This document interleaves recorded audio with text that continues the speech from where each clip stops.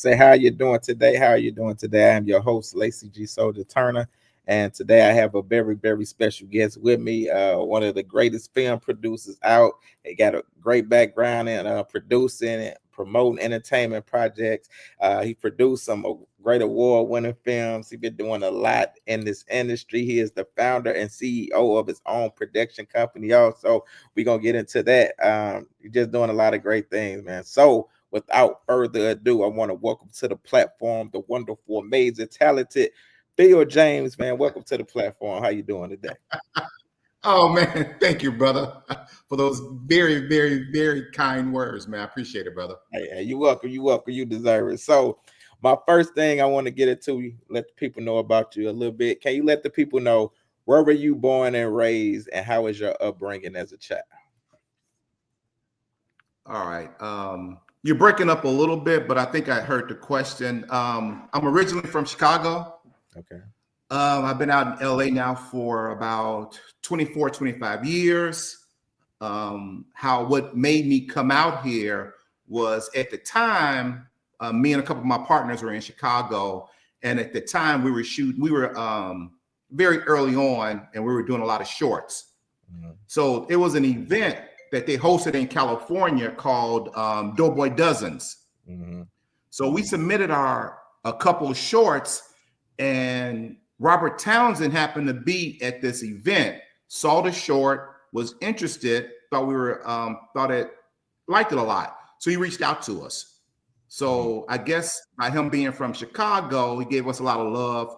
We met with Robert Townsend, and at that point, he suggested us moving to California, which we had all kind of like thought about doing.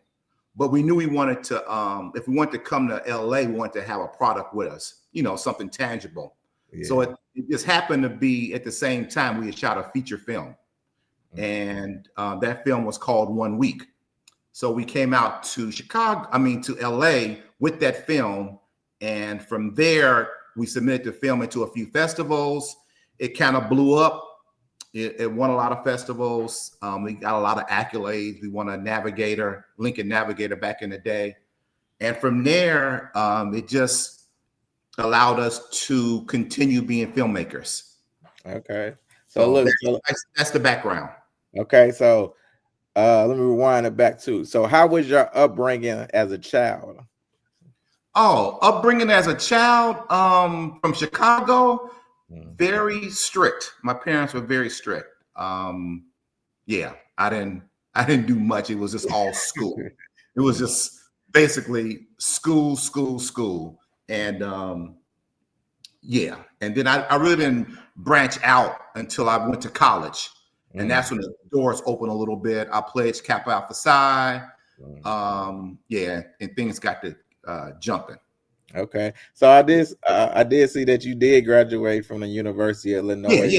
Yeah. So how was it? I saw you majored in management with the minor in finance. So how was that going through those classes and everything? Man, you know what? It got me ready for the business side in the entertainment industry. Because I became a project manager right out of college. So I managed a lot of projects. So it was an easy transition from being a project manager to a producer. I could apply a lot of things I learned from school, project management, to producing. Because at the end of the day, producing is all about allocating and hitting dates, hitting targets, hitting budgets. So I was able to take all that information and parlay it into producing, and it really, really helped a lot. Nice. So let me ask you this. You are the co-founder and CEO of James Young Entertainment. How did this come about? How did you start this company? Man, it's really, very interesting. This goes back to Chicago. At that time, I was out of college. I was promoting different events, parties, concerts, things like that. And I had two other frat brothers who actually went to Columbia and were filmmakers. Okay. They invited me out. It's true what I'm about to tell you. They invited me to a music video shoot. And from there, I caught the bug. And then from there, I started doing shorts, and from there led me to do my first feature film, which again was 1 week. And all of us from that point, once we got the film done, we all loaded up in the car and drove to Los Angeles. And we landed.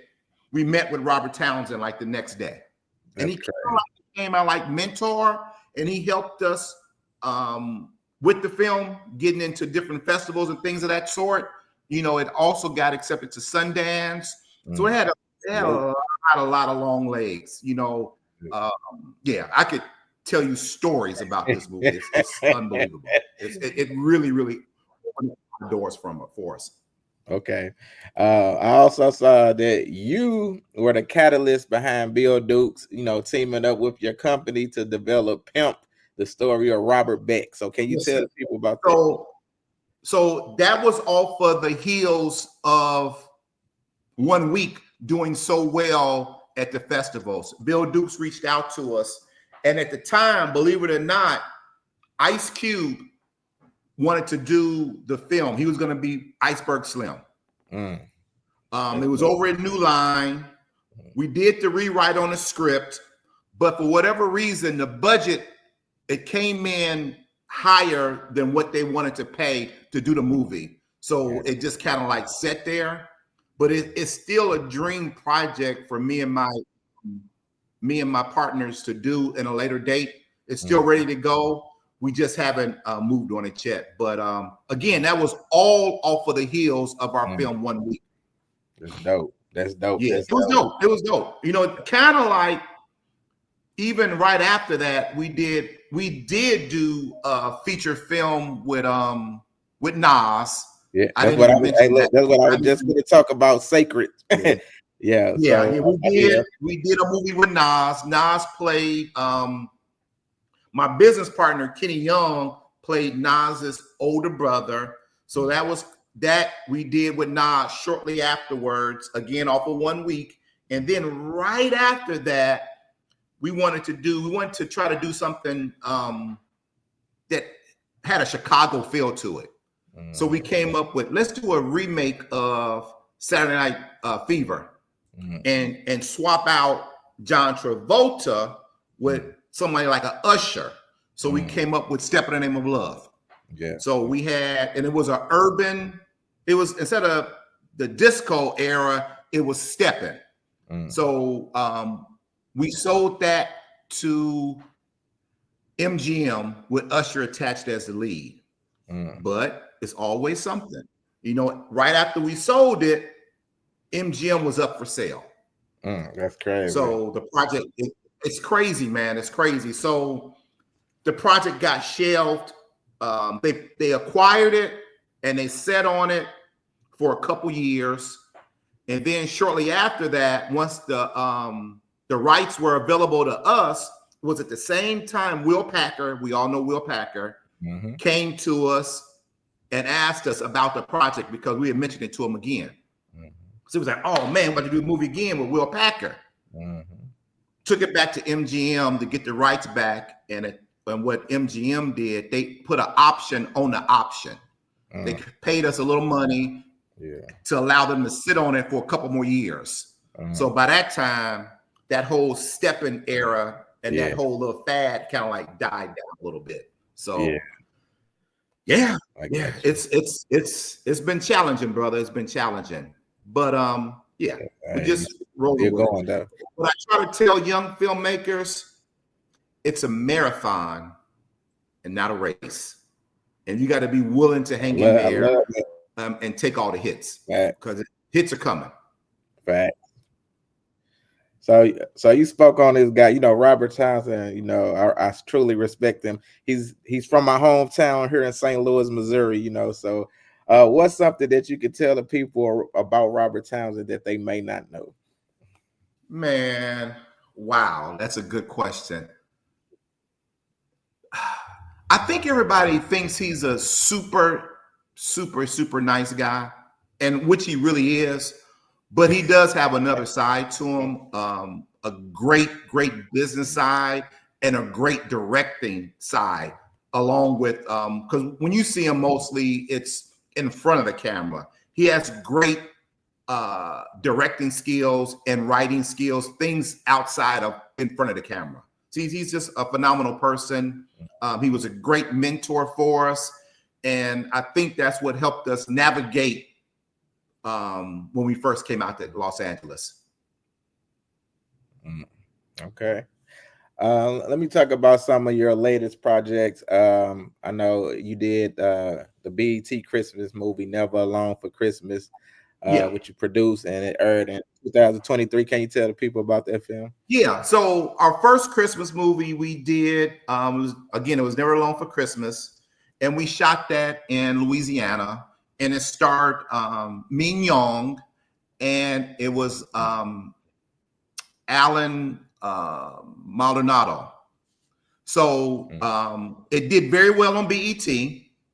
So what they decided to do, they wanted to franchise it. Franchise it being that they wanted to make each city we shot it into its own character. So currently we're doing one right now called Never Alone for Christmas, Memphis. Okay. And this one will be based out of Memphis. And basically this one is about I don't know if you guys remember Hitch with Will Smith. Yeah. So basically it's a female version of Hitch with she's a dating coach, but the thing about ours that makes it a little bit different, she falls in love with her actual client. And this is during the Christmas holidays. So that's the one we're doing now. And we're currently writing Never Alone for Christmas, Atlanta. So that's the next one up. Okay. So we've been blessed with that. You got to do one for St. Louis, man. Never Alone for Christmas, St. Louis. You know what? Hey, you know what's crazy? St. Louis name came up. So it's we're thinking about St. Louis as well. Yeah. Okay. Yeah, that's crazy you brought that up because we did bring up St. Louis. So it's coming. It's definitely coming. Okay. But Atlanta, we want Atlanta to be the next one. Okay, got you. So I also saw, you brokered a deal, with the WeTV for, Kold and Wendy. Can you tell the people about that television series? Okay, so that's crazy. So originally, Kold and Wendy was about two male hip-hop artists. And because it's from Chicago, we call it drill music. Okay. And it's about doing whatever they can do to make it, make it successful, make themselves successful, and win in the city of Chicago. So when we pitched it as two male leads. Okay.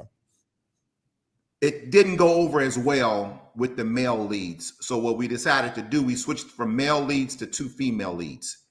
And from there, it just kind of like blew up to one of their top shows on that network right now. We're currently working on our season 3 of Kold and Wendy. We're hoping to go into production at the end of this year or the beginning of next year. But that's like one of my biggest, I feel right now, one of my biggest accomplishments, because I really wanted to get into the TV lane opposed to the movie lane. So this allowed me, because I don't know if I'm sure you realize it's a lot more TV series now than black or urban movies. That's where the money is. Where the money reside. Brother, you are absolutely right. The movie, you do your movie, it's done, and now you're waiting. With the TV stuff, it has legs. Yeah. And you get another season. Yeah. So I had to keep getting it to syndicate, get it into syndication. So I had to, I had to peep game.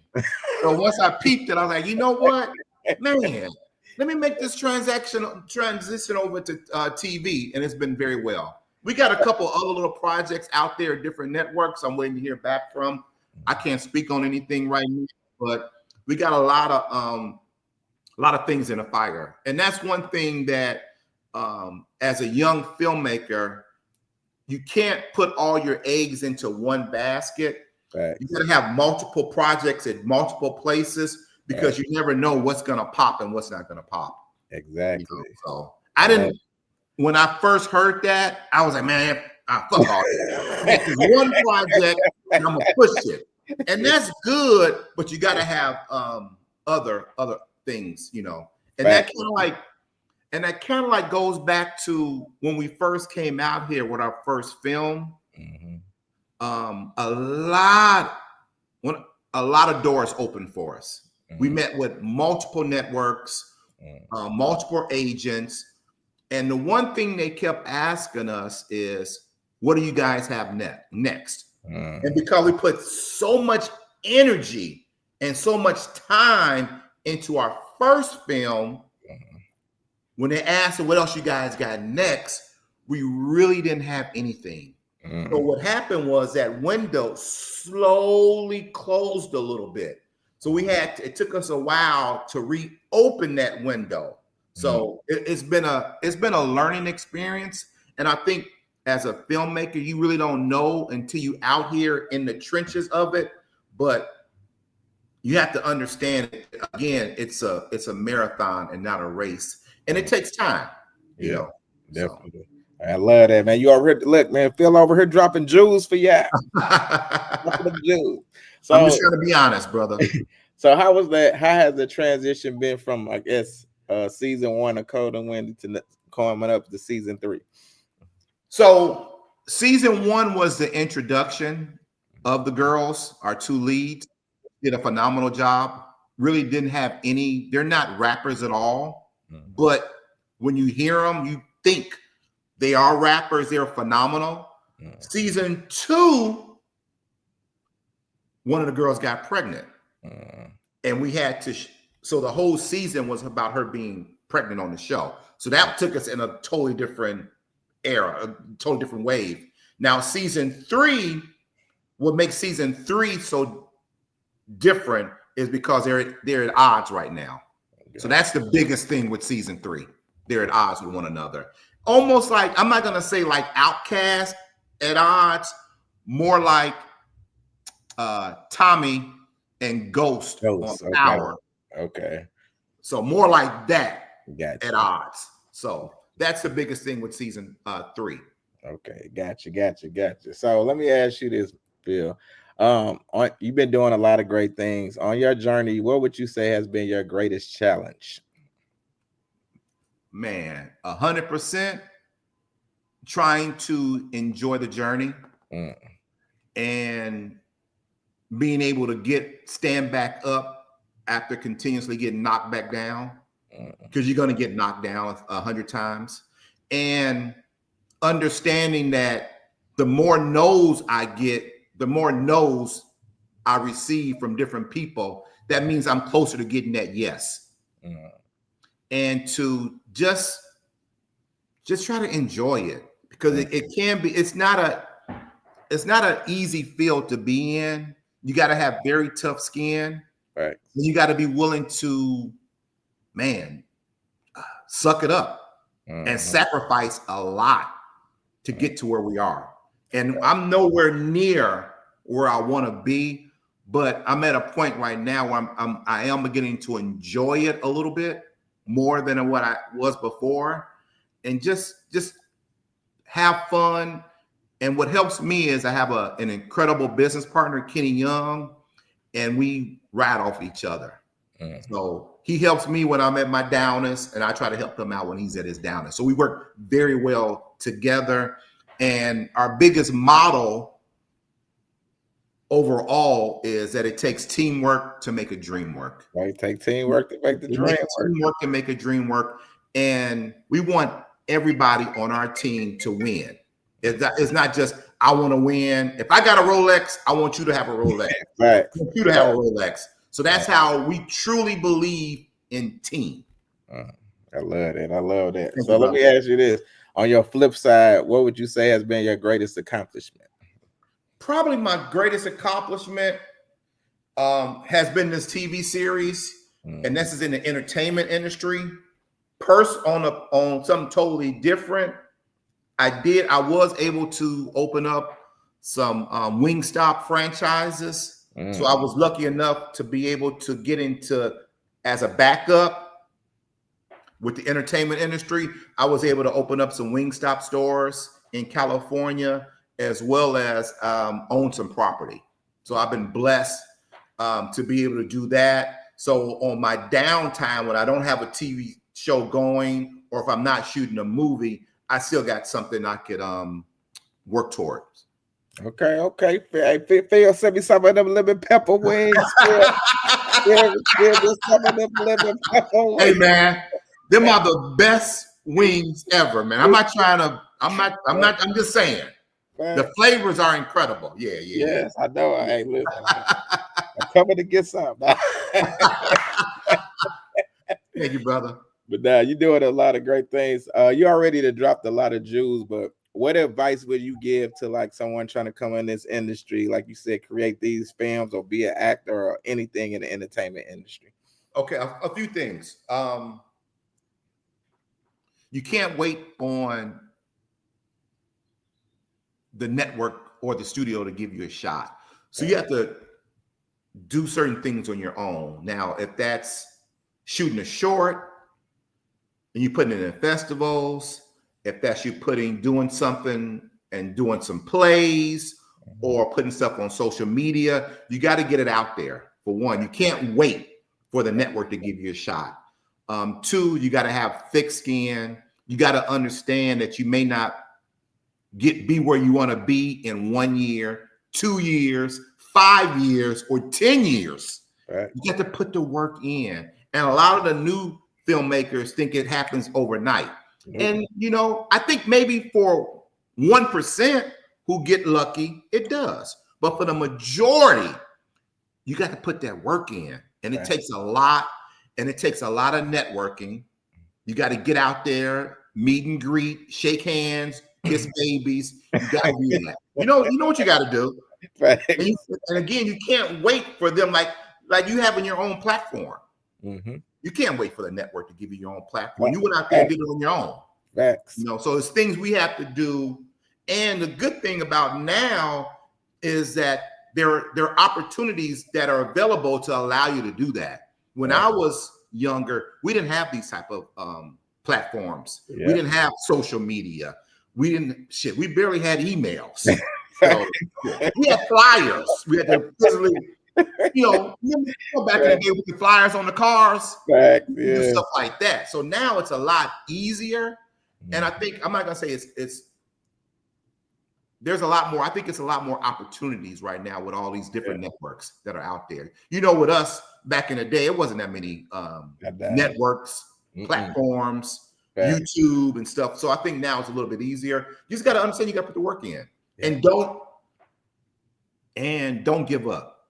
Yes, don't throw the towel in, especially if this is something that you really, really, really want to do. You got to just hang in there because your time will come. You just have to be ready when the window opens up. So facts. And look, remember, we used to have to, for the people doing music, we used to have to go to disc makers and make our own CD. Exactly. Right. Just email.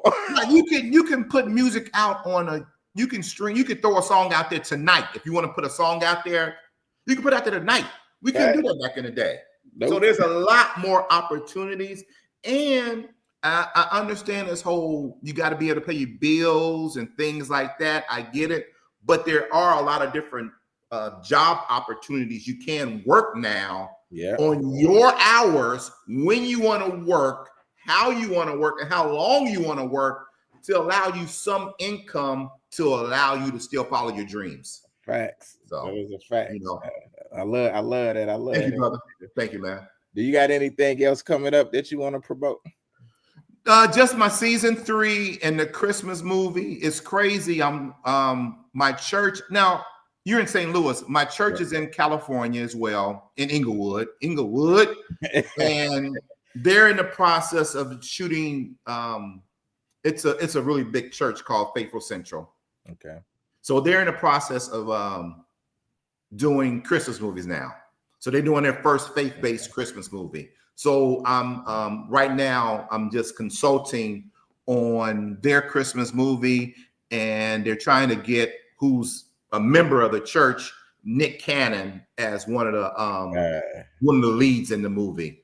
So that's what I'm currently working on outside of my other 2 big projects. Now, I got some other stuff out there, but it's just out there in the wind right now. So you'll be looking out for it. Just be looking out for Phil James, Kenny Young from James Young Entertainment.